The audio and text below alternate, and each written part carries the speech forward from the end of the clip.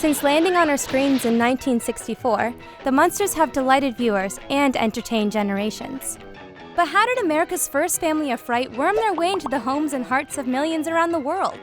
Well, strap in and prepare for a ride in the Munster coach, because today, we're taking a look at 13 things you might not have known about this unorthodox TV family.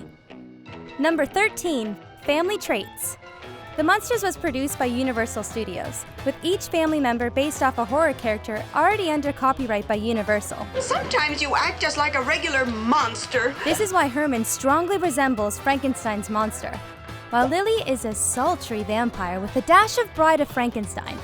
Herman and Lily's son, Eddie Wolfgang Munster, is a werewolf, with traces of his maternal vampiric genes. Neat, isn't it? While Grandpa Munster is as much mad scientist as he is vampire. I'll turn you into a rabbit and then back into a, whatever you are. Linking him to both Dr. Frankenstein and Count Dracula. Will you be quiet, Igor? They'll hear us. And then there's Marilyn, who, despite her eerie ancestry, appears to be a typical all-American girl who loves her family despite their countless peculiarities. I'd like you to meet my aunt and uncle. They're such a fun couple. Hi, Marilyn. Come on in and bring your boyfriend. We'd love to have him for dinner.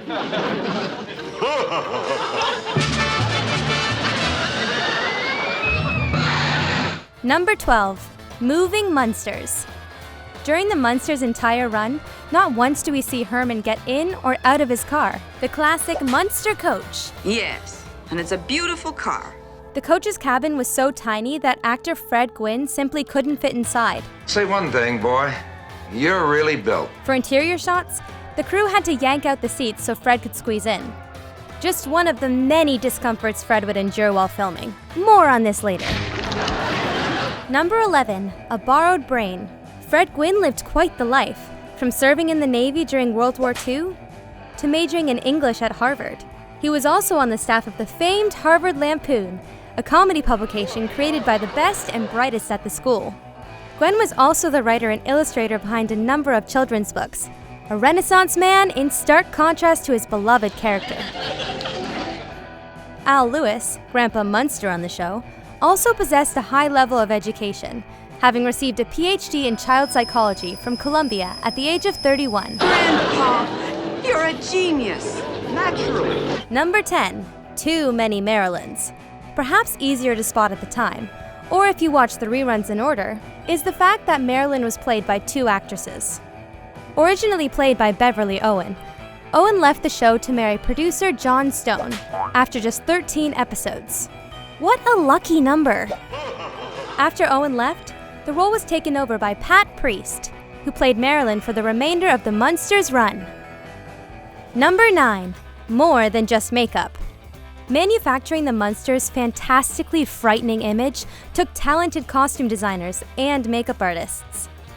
Fred Gwynne's costume took the most work, from the 40 to 50 pounds of padding to the 4-inch high boots, which allowed the 6'5" Gwen to tower over the 6'2" Al Lewis. Fred was under so much weighty costume, the stage hands would have to cool him off between takes by pumping cold air into his costume with a compressor. Now I've heard everything. He'd also drink liters of lemonade, just to keep himself from fainting.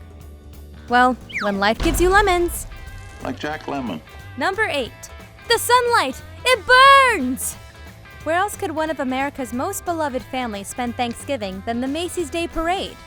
In 1964, Al Lewis and Fred Gwynne found themselves amongst a host of floats, riding the Munster coach around the streets of New York City. I think it's a good idea every once in a while for the Munsters to get out and meet nature face to face. What made this appearance extra special?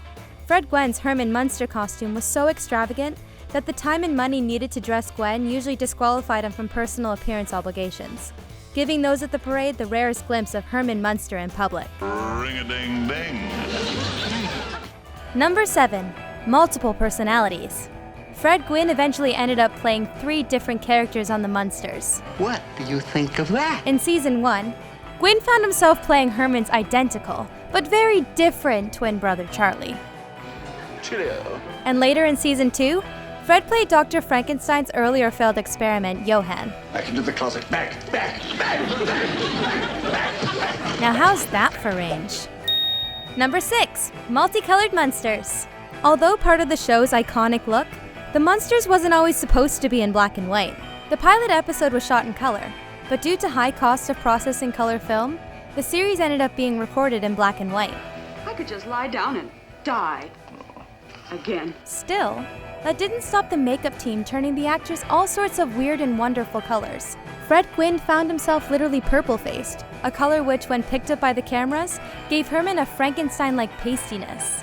Fred wasn't the only unlucky actor, as Al Lewis found himself painted green to help sell his vampiric visage. Number 5. She's Too Old for You. Al Lewis and Yvonne DiCarlo had a great on-screen chemistry and a very believable father-daughter relationship. I've got something to tell you, and I think you better sit down. This was all the more impressive when you consider that Lewis, playing the 378-year-old Grandpa Munster, was actually a year younger than his on-screen daughter. Put that thing away. But somehow, the pair pulled it off, and the result? I never get to have any fun at all. Macabre comedy magic. Number 4. The Lab. One of the most memorable locations in the show is Grandpa Munster's basement laboratory. The mad scientist mixed many a potion with the goal of aiding the day-to-day life of his family. But things tended to go awry, and shenanigans often ensued. Don't touch that. That's nitroglycerin. The set of Grandpa's lab was designed by Kenneth Strickfaden, a highly regarded set designer who also worked on the 1931 horror classic Frankenstein. Bonus fact, some of the props in the lab actually came from the set of the original film. Number 3. Dragula. Another memorable Munsters vehicle is Grandpa Munster's Dragula. The car was constructed around a real coffin, purchased from a real funeral home in Hollywood. It looked kind of like a hearse. Yeah. Whilst the Munster coach now resides at a museum in North Hollywood, the original Dragula has spent the past few decades touring around the States. Originally finding a home in New Jersey's Planet Hollywood, the car can now be found at the Volo Auto Museum in Illinois, surely making the Dragula one of the most well-traveled caskets in history. Number 2. Creepypasta. In the late 1980s, Al Lewis opened Grandpa's Bella Gente Pasta and Pizza restaurant in Greenwich Village, New York. It looks delicious. Proud to be associated with his role on the Munsters, Lewis even had his character's face painted onto the windows. Grandpa's Pizzeria was massively popular with kids and adults alike, with Lewis often present to entertain guests. And we're sure he promised not to bite. I've done it many times. Number 1. 1313 Mockingbird Lane. Despite early versions of the scripts having the Munsters living at 13 Friday Street, the family home is best known by its iconic address, in the fictional suburb of Mockingbird Heights. 1313 Mockingbird Lane. The house, originally created as a set for the 1946 film So Goes My Love, has since been kept on the Universal backlot. There's the number, 1313. House beautiful it ain't. And used in modern-day productions such as Desperate Housewives. Wonder how Lily would fit in with that crew. Bonus fact, superfans Charles and Sandra McKee recreated the entire 1313 Mockingbird Lane house in Waxahachie, Texas. This is where you live? Complete with a staircase that opens to reveal Spot, the pet dragon. I think Spot wants to go out. Wonder how much that sets them back in pet insurance. That is the most ridiculous story I have ever heard. So, there you have it. 13 facts about a family that helped pave a way for television through their monstrously strong bond. Have you learned a lesson? Or did we miss your favorite monster fact? Darn, darn, darn. Let us know in the comments. Don't forget to like and subscribe and tap that bell to be notified about more Munster madness.